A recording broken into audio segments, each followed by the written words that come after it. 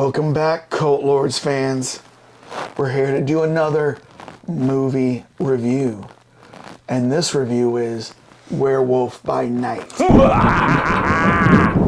We are just two humble hunters of monsters that are here gathered for this great hunting. This is the hunter, the Great Dane. Hello. And this is the hunter, Cleaver himself. That's right. Vampire hunter Cleaver. Mm-hmm. He's got a monster problem. Leave it to Cleaver. That's right. Now, Great Dane, I was just curious. How many kills do you have? 33 and a third. A third? Yeah. That third was the toughest one. It's another story. I'm so traumatized I can't talk about it. What about you? What have you done? How many kills? I've got 38. 38? Simulated. Oh! And then how many actual kills? 2, including this one. Oh! Yes. So you're what they call a rookie? Yes. A fresh hunter? I'm a Gorman. So, all right. We are here to do Werewolf by Night. But before we start this movie review, Great Dane. Yes, Cleaver. What will we have to drink? Sazerac rye. Yummy stuff. A nice, one of the better ryes on the market. If you ever had a Sazerac cocktail. Oh yeah. This goes great in it. May I have your glass, Sir Cleaver? Oh, yes. Let me put some ice in there while you're icing. A rock in there. Probably perfectly good neat too, but definitely this is hunter class sauce. Ooh. Hunter class. Hunters need their strength. To the Bloodstone. The Bloodstone. Ulysses S. Bloodstone. I don't know if there's an S in there, but Ulysses Bloodstone. What did he say? I'll see you later, or I'll catch you. What did he say? He made a pun in there. Good luck. I'll be rotting for you.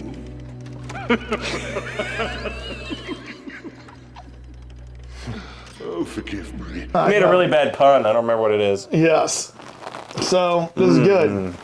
This is good. This will put some hair on your chest. So put some hair on your monster. Yes. So, Dane. None of those skinless monsters. Great Dane. Yes. Don't forget. Yes. We got a chance to watch Werewolf by Night, which, as we know, is a Marvel comic. Started in the 70s. Yeah. And I actually have probably about 10 copies or 10 issues. I don't know about you. No, I do not. At least not unless I haven't dug deep into the vault. So I didn't read the comics as a kid. I've just actually recently purchased this to spec on this movie that came out. So I've got some good So we'll additions. make an appearance in a slab form sometime? Maybe. So, but in the comic, Jack Russell, interesting, he's named after a dog. Yes, and Great Dane. I know, it's amazing how that happens, but I read something that the guy who created that didn't actually think of it as a dog. Oh, really? Completely nothing to do with a dog, because the background is like the Russelloff family, and they go all the way back, and so he cut it. But everyone's like, what? How did you not see that? It's a dog's name, just a breed. Yes. So Jack Russell, in the comic, is cursed. It's a family curse, right? Of turning into a werewolf. Which is it? Lycanthropes. Lycanthropes. Yeah. So and it's part of the Marvel underworld, if you will. The occult side. The occult side. Which is including who else? Oh well, Blade is part of that. Ghost Rider. Typically in the comics, Doctor Strange is part of it. Moon Knight. Moon Knight. Who they're going to have part of this will be Agatha Harkness. You know who she is? Okay, yeah. She's going to be part of that. So anybody who has anything to deal with like monsters, there's actually the living mummy And then there's a Frankenstein in the comics too. Right. So and what was interesting too about that whole thing is that I guess you mentioned 1970 to 71 as the date when it first, but it had made an appearance in some other, what was it, Adams or Atlas comics that Marvel had purchased. Yeah. And it was before the official comic book code was in place. Yeah. And so then the code came in place, and it was like no occult things can be in the comics, the right? horror code. Yeah. So what happens was when they talk about comics pre-code, there were comics that were graphic in like all the way back in the 40s that were so graphic, that were horrifying. And guess who was the main readers of this? Kids under the age of 18.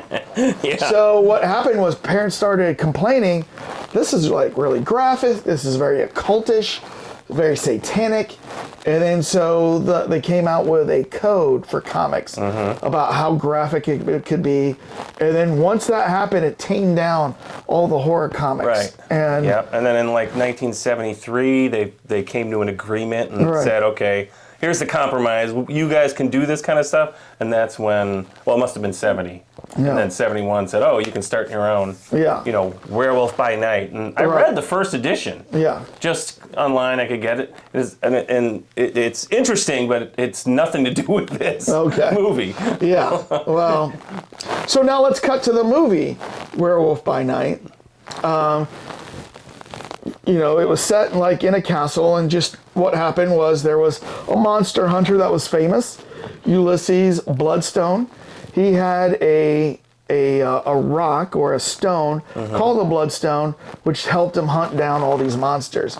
But he is now passed, and he wants to pass this Bloodstone on to the next generation master hunter, if you will. Right. So a bunch of people assemble at his kind of... all the top hunters in the world? Yes. Out at his... They're going to have a little soiree, a little shindig, some cocktails, listen to some smooth jazz. And as the hunters all come in, you learn that the hunters kind of have a code where they don't really normally reveal themselves of who they are. Oh, yes, right. But they're doing it for this occasion. They don't walk in and say, hi, I'm Cleaver, and hi, I'm Great Dane. They don't do that. They admire each other's makeup. So it's interesting, like who they had there. They had, we see our main star walking in, and it's interesting because you don't know really who he is at first as he's walking in, and he's walking into this great hall, but the hallway is lined with murals of just hunters taking down monsters, and he's looking at it back and forth, and he looks interested, but he also looks a little horrified at the same time, and you don't really understand why. But this is our main character, Jack Russell. He's played by Gael Garcia Bernal, who we've talked about before. He was an old. Check out our old review. Yeah, right he was here. an old. I think he was in that Jon Stewart movie, and he was in some other movies too. But so he comes in, but the other hunters are there, and so you had Jovan. He's the big burly dude. With like the Scottish accent. Yes. You had Leorn. He was the Asian guy. Looked more like kind of like cuts in his hair. Cuts in his hair. Looked like he was part of the Yakuza or something, you know what I mean? Then you had Azero, who was the waifish, kind of tall, thin woman, kind of looked really weird. Yeah, right. Except it's actually a guy. It is a woman, but the character is a guy character. Oh, really? Yeah, that was weird. As I was looking up that too, I'm like, wait, what? Eugenie? Yeah. Eugenie? That's Bondurant? Oh. So she's obviously a female actress, but the character she's playing is a guy character. There's Barrasso. He's one of the hunters. And then there was the hostess, Verussa. And Verussa Bloodstone. Yes. But also making her way in at the very end is the lovely Laura Donnelly. Yes. We've seen her in some other things, but she plays Elsa Bloodstone, the daughter of Ulysses. The wayward daughter. Yes. But she didn't like the path that her father was setting, so she took her own path. And Verusa's like, you did nothing. You just were the greatest disappointment of his life. Right. She's like, yeah, I just didn't want to take the path he took. Mm-hmm. But I've been killing monsters too. You definitely get a sense that she's been busy. Yes. So everybody gathers up and sits down, and Verusa's like, all right, we've got a message from Ulysses himself. And the butler gets out like a crankshaft. A giant. Opens it up, and then... use this as an example. Well, opens it up. And then suddenly it's like you're at Spirit Halloween store, and the animatronics come alive. Oh! Yeah. And like every hunter is looking at it like, what the heck is going on here, man? Is he really alive? Yeah. Yeah. So... That was a cool effect. But this is all just the setup. So the setup was that for a hunter to take the Bloodstone and become the rightful owner, they had to go out and kill one of the greatest monsters ever. That's going to be put out on the loose. And the Bloodstone was going to be attached to its hide, which would slightly weaken it, but also make it mad. And it's like having a bee in your butt, in your bonnet. Oh yeah, Eddie Murphy has a good song about that. If you ever want to listen to it. I say, sit on down, open your eyes and open up your ears. Say, put a tree in your butt, put a bumblebee in your butt. So, if you want to get that Bloodstone, you got to kill the monster. Whoever does that, but by the way, everybody's fair game in this. So you can kill anybody you want to kill. Yes, well, it was basically a fight to the death. And if you get the monster, that's just icing on the cake. Which, like, I'd be like, that's interesting. You didn't come here to kill or be killed, but, killing monsters is one thing. Killing other hunters, that's a whole other thing. But, you get special powers when you get this Bloodstone, and they all wanted it. Yes. So, well... Greed to the death. So the hunter takes out the Bloodstone, shows everybody, takes it out to attach it to the monster. And then you hear in the distance, like right as they're putting it on, right? And then you hear the and everybody can hear this. And then so they're like, all right, everybody to attend this was sent an amulet, right? And so, which we'll have to talk about this in a little bit. But everybody was sent an amulet, except Elsa didn't have one.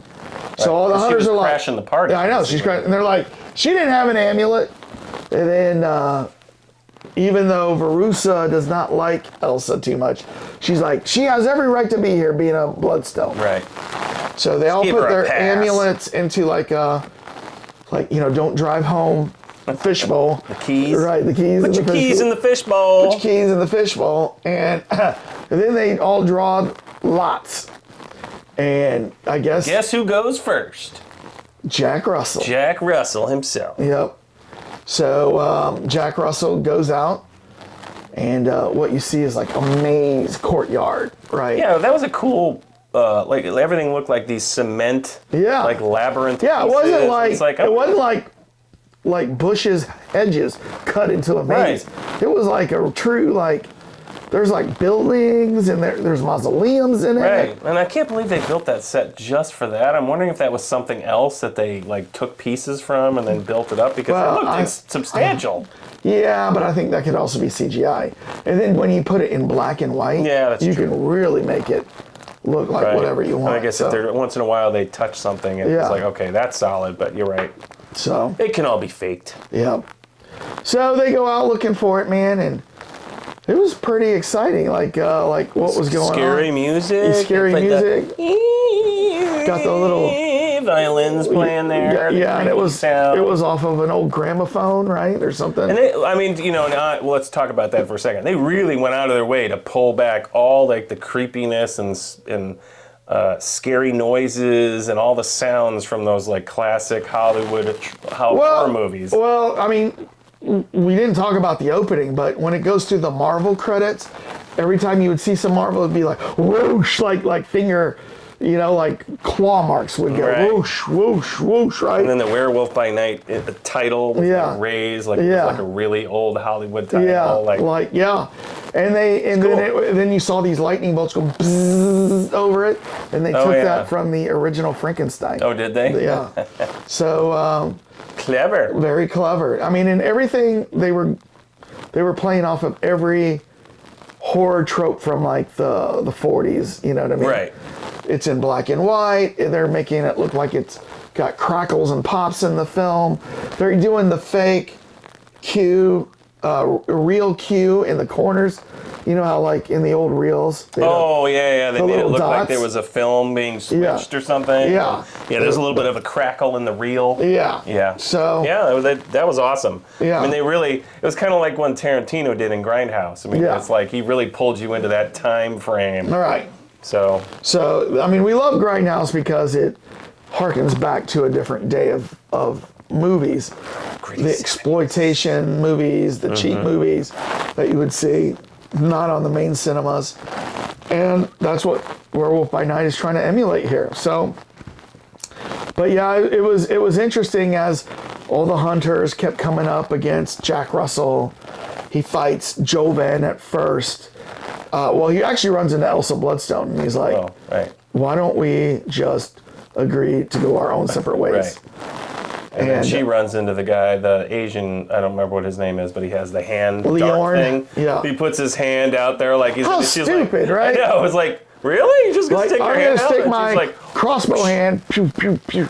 He's shooting his little... And she met Jovan first because she had his blade. And takes off the arm, then shoots using his own arm, shoots the crossbow up through his like neck into his mouth.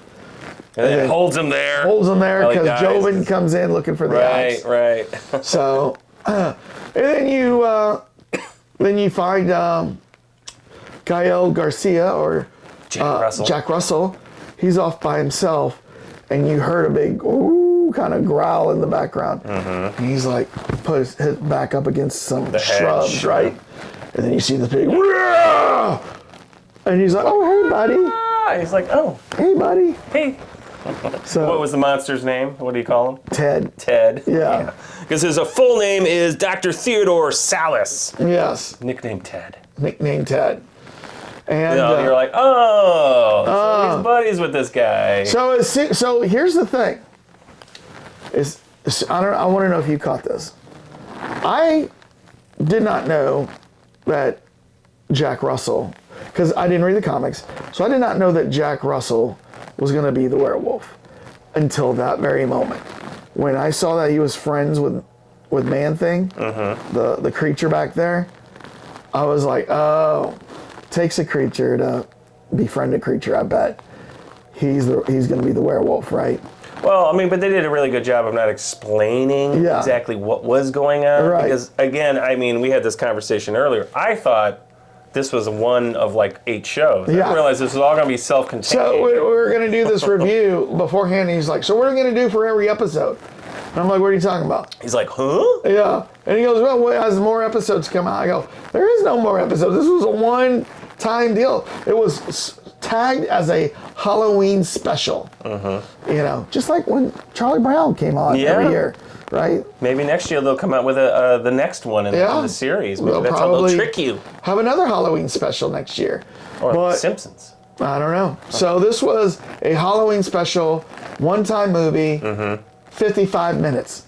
And I loved the fact that we didn't have to sit through a series, and it wasn't a very long movie. I like the fact that it was a short, quick story. So I mean, they did a great job with the storyline, and they wrapped things up. And I'm not going to jump to the end, but yeah, I wasn't sure exactly where the werewolf thing was going to go, but then when he was buddies with him, even then you weren't 100%. That's when I knew he's the werewolf. I mean, I had a good feeling that it was going that direction, but it wasn't until he gets thrown in the cage with the girl that you're like, all right, because they kind of implied that woman was pretty hot to trot with all her skills. And so maybe there was something going on there, but... Maybe. But I agree with you. It takes a monster to love a monster. Yeah. So he's like, hey, buddy, I'll get you out of here, Ted. He goes, Now, here's the thing that didn't make sense. He goes, you see this? Supposedly this blows up. You know, I'm going to use this to get us out of there. How do I activate it again? He didn't know how to use his own explosive, right? No, it was I think it was Jovan's explosive. It was one of the was other, it? Yeah, he got it from one of the other people. That would make sense then, because I didn't catch that. But I thought he brought... He did seem like a little bit of a simpleton. Yeah. In the sense that wait, you're a hunter and you don't know how, like, common things work? In fact, as everybody named off their kills, I think the most was 38 until they got to him, and he was like 100, over 100. And everybody looked at him like, over 100? Yeah. And they were asking him, like, do you remember these monsters on the wall? He's like, oh, I remember. Do you kill any of these? And so he pointed to the one that was a true vampire. Yeah. Right? So he says, oh, I've fought that guy a few times. So I'm thinking... And then he goes, he's never looked more alive than there on the wall. I'm thinking he's kind of referencing Dracula. I don't know. Yeah, well, then that is the backstory with that whole character, is the curse came from...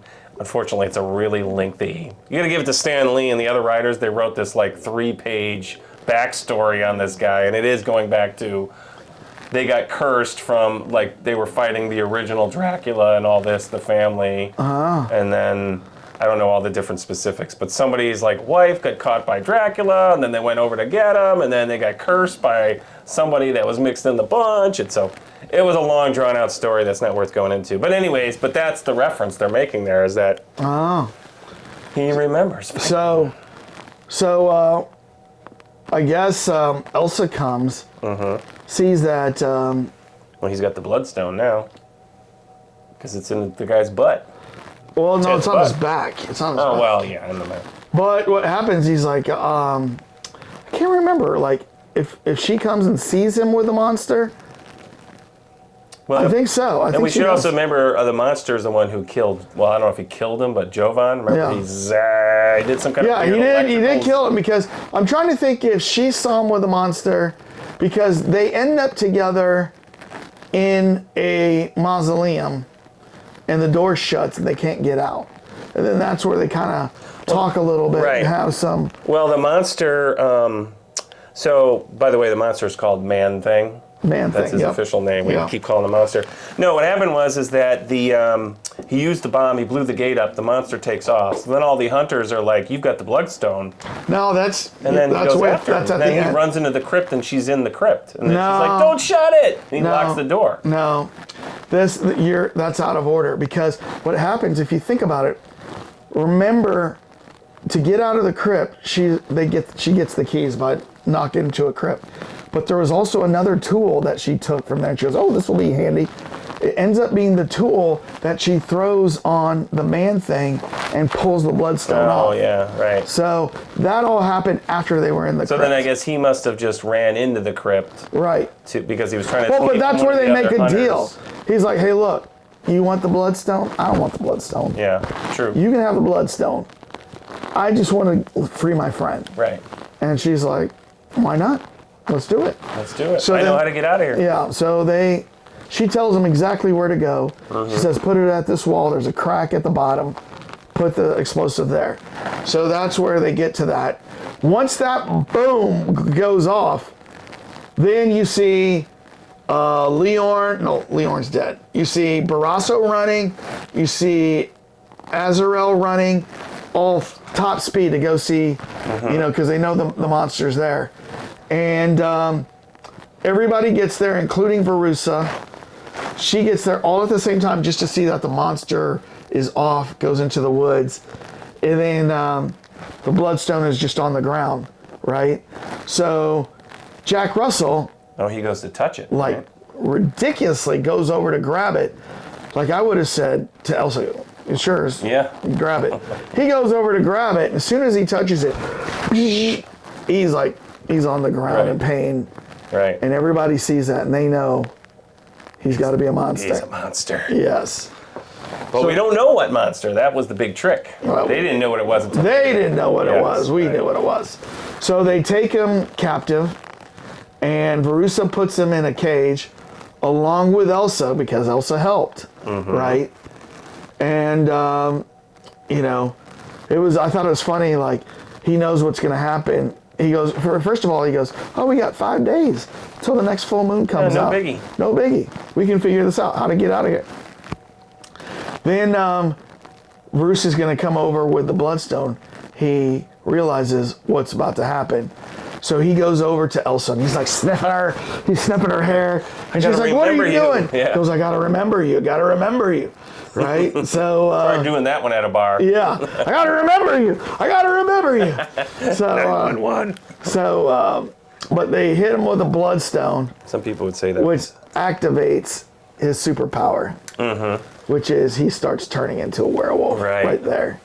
Yeah, that was a pretty powerful scene because Yeah. what's her name, Verussa is like, doing like almost like a countdown the way she does the ritual she's doing, and then she's like, brah. And it was a cool effect because it being black and white, it looked extra lightning bolt horror from 1940s. Right. And she had like a mask on originally. Did you see that? I thought she just. Oh yeah, that's right. It was like a gold-looking mask. They all came in with masks, so it started looking a little eyes wide shutish there. Well, I was thinking one kind of looked like a gold Dr. Doom, kind of. Yes, you know what I mean? That's true. So which was interesting. Yeah. But they probably did a hint. yeah. So she comes in and hits him. And by the way, it was interesting with the Bloodstone. Everything's in black and white, but the Bloodstone was red. Yeah, the whole Did you time. notice that the whole time? Yeah. So she's hitting him. He turns into the werewolf. Now it looks like he's going to turn on Elsa, right? Mm-hmm. But what he does is he jumps out and busts through the cage. Well, he pulls that one woman really close. Which yeah. And she's like, ah! Yeah, he kills her, right? Well... Did he kill her?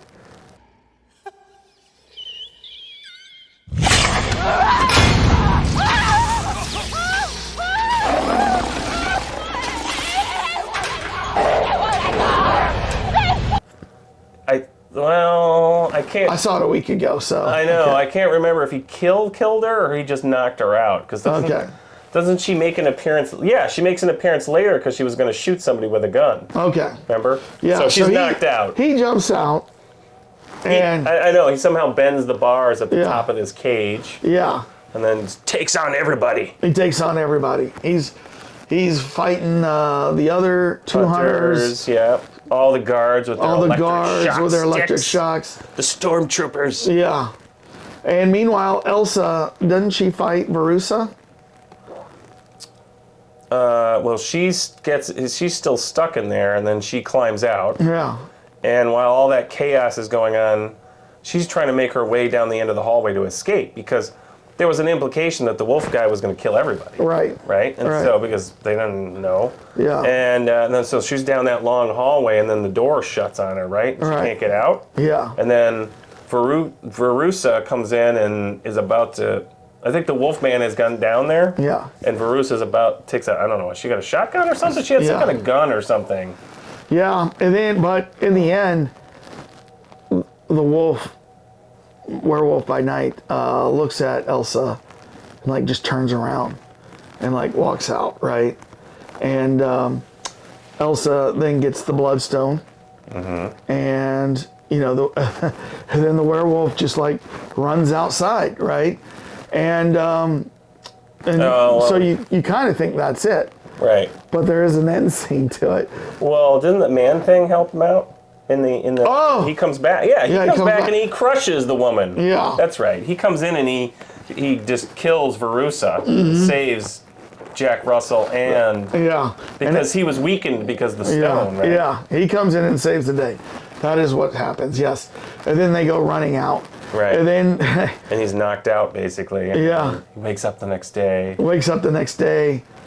And they're sitting around a little fire, cooking breakfast. He's getting breakfast. He's like, oh, not yet. He's got a French press, French coffee press. Yeah. And he's like, oh, here you go. Thank you. Yeah. These are the most civilized monsters we've ever met. 1 over 2. Yes. He's like, would you like those over easy or something like that? So they just have it out, hug it out, happy as can be, and there you have your end to it, right? Right. There was a piece where the color all of a sudden starts showing up. The color starts, coming together. And didn't they play the same song from Wizard of Oz. Somewhere Over the Rainbow. Right? They did play that at the end when the color comes back. So that's why I kind of thought, well, you know, it was a nice wrap up to the story, but I thought, well, this is a way to kick this off into the next story. You know, if they're on the run now, but they're buddies. Right. No, so this is a one-time movie. So what did you think about this? Oh, they did a great job. It was fun. Outstanding. It was fun. You didn't know what was going to happen. I mean, you know, obviously, you knew somebody was going to be the werewolf, but you never knew who it was really until obviously. And Disney dropped this on the public. So when I don't believe, did they announce this at D23? Maybe that's where the trailer came. Yeah, because that's when we tried to review it at that time. Yeah. But it was never on one of the Marvel roadmaps of, like, you know, Phase 3, Phase 4, Phase 5. It was never on that, and I don't think it was. I don't remember it.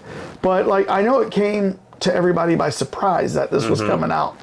And it was meant just to be a one-time, one-off Halloween special, but it's going to set up future stories for the occultish world, if you will, of tying them all together. So there's some other characters that still haven't made an appearance yet, right? I mean, you got Moon Knight and things we talked about. Well, Moon Knight's obviously had a show. But I don't know if you heard this, but just this week, Marvel delayed some movies, including Blade. No? They pushed it off. In fact, Blade was in, like, pre-production where they were getting ready to film, and then they pushed it off, like, by 6 months or something like that. And now it's not coming out until, like, November 2024. No, 2 years away. Almost. I know. Oh, wow. So I was like, Blade 1976. That's the one that I'm, like, looking forward to the most. And I was so pissed that they pushed it off. So. Yeah. Well, maybe they realized they had a quality issue, and they were like, no, let's take it back. We got to redo this. Yep. There's too many J.R. Cleavers in the world that would be very mad. I tell you what, for just 1/10 of the money, you can make Cleaver. You know, we'll come out with Cleaver before we come out with Blade. That's right. It'll be, leave it to Cleaver. Leave it to Cleaver. That'll be your phrase. Yeah. The monsters are coming out, and you're like, what? Vampires? Like, leave it to Cleaver. I'll slay the vampire, and then they'll do a close-up on my face, and I'll be like, leave it to Cleaver. Snakes on a plane? Yeah. Monsters on a plane? So I tell you what, Cult Lords fans. First of all, we want to ask that you subscribe to us. What are you waiting for? It doesn't cost any money. We come out with trailer reactions every day, so you get that. We come out with movie reviews every couple of weeks, so you get that. We come out with House of Dragon reviews every week, so you get that. We're coming out with a 5-part zombie series, so you're going to get that. Then we're going to do some stuff about some music. Then you're going to get that. There's a lot of things you get for your subscription. So if you haven't subscribed yet, please do. Subscribe, hit the like, leave us a comment what you thought about Werewolf at Night or Werewolf by Night. Yeah. Were you excited to see it? Did you like it? Did you like how they went with trying to make it kind of a period piece with all the ambient stuff going on, the black and white, the music, the snap, crackle, pop of the film? Did you like that? They avoided the blood. Yeah, well, they did a little bit. I mean, like, when Man-Thing kills people, it's like it's an electrical shock. Right. No almost blood, like no gore. Yeah. Well, the only time there was any kind of serious when she chops off the guy's hand, I'm like, but I was like, ooh, where are they going with this? You know, George Lucas beheaded and chopped off hands like 10 times in the prequels, right? You know. Oh, yeah, right. So chopping off a limb doesn't seem to be too. Well, if you can hide the blood. Yeah. Those lightsabers. Yeah, there was no blood noticed to that hand. Right. It was just a hand laying there. Like if it was Monty Python or a Peckinpah, it would have been like spurt, spurt. So yeah, tell us what you think. We want to hear that. And Dane, guess what? What? Got a little secret for you. Great Dane. Yes. Great Dane. Yes, Cleaver. Well, everybody was focused on the man thing. Shaking his man thing out there. I got the Bloodstone. What? You got it? We have the Bloodstone. Here, I'll share it with you. Oh, thank you very much. Ah! What's going on? Oh my God!